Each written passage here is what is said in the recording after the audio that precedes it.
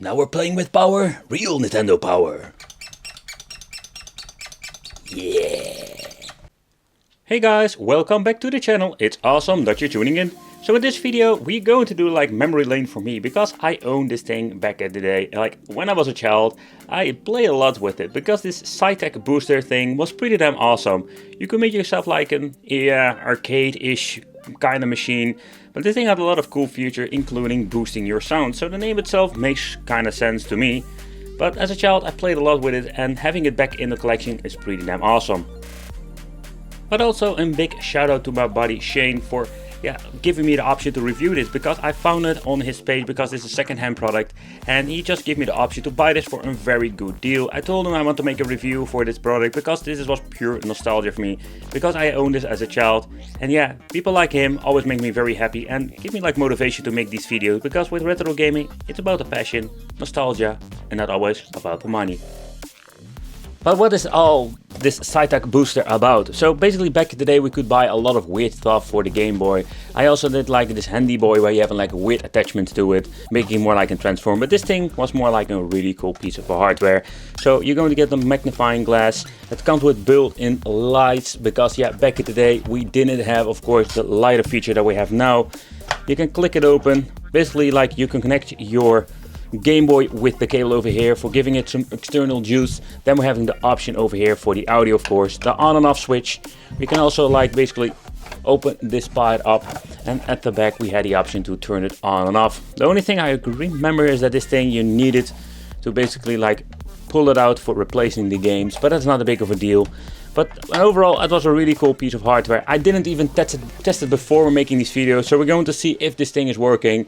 So it would be cool. So at the front we're just going to get a piece of plastic, which you can see over here. Like basically that's what it does. Like there are some springs in here and there to make it more like a better experience and overall. But the thing that we need to do is slap this Game Boy in, put this thing on, and let's make this thing a freaking arcade machine. But first, the battery nightmare. Okay, so another nightmare if you want to make this thing portable. Here at the back we're going to find the compartment for the 4 gigantic batteries. We also have a cartridge storage, so that's pretty cool. So you even have the option to bring some extra games with you. So it was a very cool piece of hardware that you can pick up for your Game Boy Classic. But what we're going to do, we're going to plug in the cable that is needed here at the right side. I'm just going to use a universal power supply, a little bit more convenient because I don't have an original one laying around. So let's plug in the Game Boy and let's see if it can play and how it works. Okay, so there are no batteries inside. We're going to leave Tetris in here. So what we need to do for the audio itself, plug this thing back in the Game Boy. Then we're going to open this up to make it a little bit more convenient. This is for the power for the Game Boy. Alright, so let's plug this freaking thing in. It would be cool if you're having like one with a backlight, but I don't have it, so we're just going to do it like old school. My screen is all scratched up, so yeah, that's the option I need to live with. Okay, so let's plug this thing in, but first let's test it. Okay, that works. Okay, and the light also seems to be working. Alright, very cool. Let's plug this in.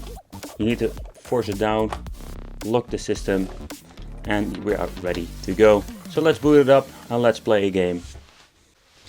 Okay, so let's boot up the system again just to show you how it works. So basically when you slide up only one time, you're going to get the audio activated, and with the second time we're going to get the lights activated over there. So let's try to play a game, and let's shut down the lights over here to give you like an idea how this thing is going to be playing. You can just basically hold it like the Game Boy. Let's turn off the lights above me. Lights on. Everything is like freaking scratched up. The magnifying glass as the screen of the Game Boy. Oh man, good old days. Oh man, that looks really weird on the camera. Alright. But somehow my start doesn't work at all. My select does work, but I don't know what's going on. Is this more like my Game Boy have an issue? Yep, my Game Boy has an issue. Oh man, I need to clean my Game Boy, that's one thing for sure. Alright, so let's crank it up. Holy shit, the thing goes loud. Magnifying off.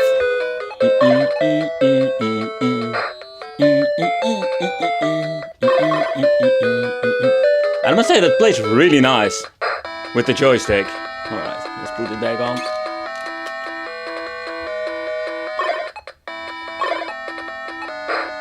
As a child I played so much with this thing, like it's so cool. The only downside is like if you try to search one, don't like get all excited because these things are like super expensive now. Ridiculous amount of money they ask for it. It makes no sense, even in bad condition like this. But let's try a different game. So every time you basically like shut it down, you want to change the game, you need to click it open. I think you can pull out the Game Boy. The wires are long enough. Let's plug it out. Yeah. So let's get myself a different game. Woo! Yeah, that's going to be an issue. So the contact is not going to work very well in combination with the Saitek front cover. Alright, so let's... Ah, crap, the cable. Oh, you need to be very careful. Ah, it stopped working!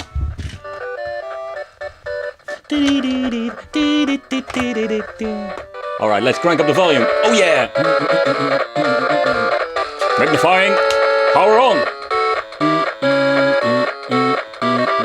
Oh yeah, the first one, that's the best soundtrack.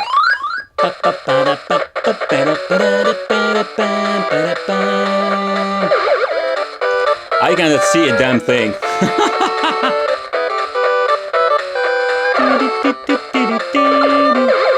Yeah, I love it, man. And even up to today, I love this thing. The only thing I need to do is like, we need to clean up the magnifying glass and I need to get myself a freaking LCD Game Boy from Funny playing, because that would be like a super cool experience.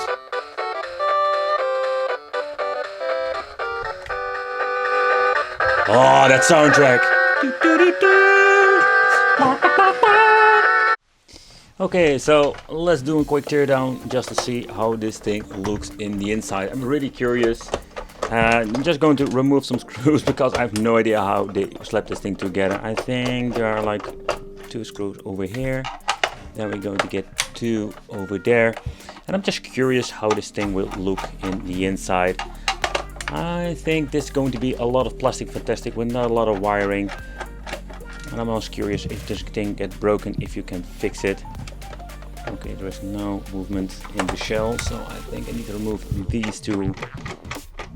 I'm hoping not to remove any of those rubbery feet because they are like very old now. Oh, this one is going to be challenging to reach. Alright. Okay, so I think that was the last one that we needed to remove. This is number 6.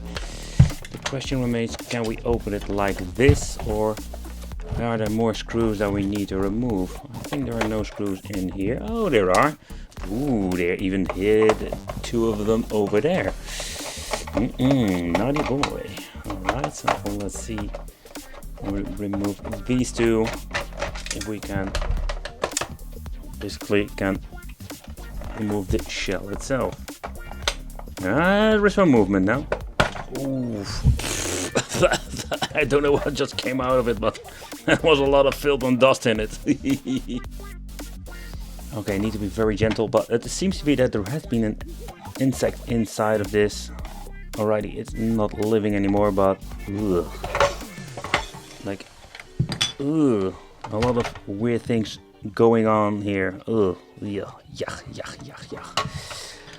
Okay, so the piece of plastic that I basically just lost here. Okay, so the construction wise is quite interesting. So I just need to put it like this. So the 2 wires that comes from the battery case, that makes the 6 volt in total with the batteries, goes also on the PCB. This is just a central PCB that basically connects everything. Okay, so they did a lot of transparent hot glue over here to keep the cables in position, only not for the power over here. Here you can see the cable comes from the bottom part, goes all the way up over here. That is for the audio and the input for the power if you want to use a power supply. I cannot really tell like how many watts these things are, but they have like a pretty big magnets And I must say the speaker itself, that's the reason why it sounds so good, because there's quite some bass in it.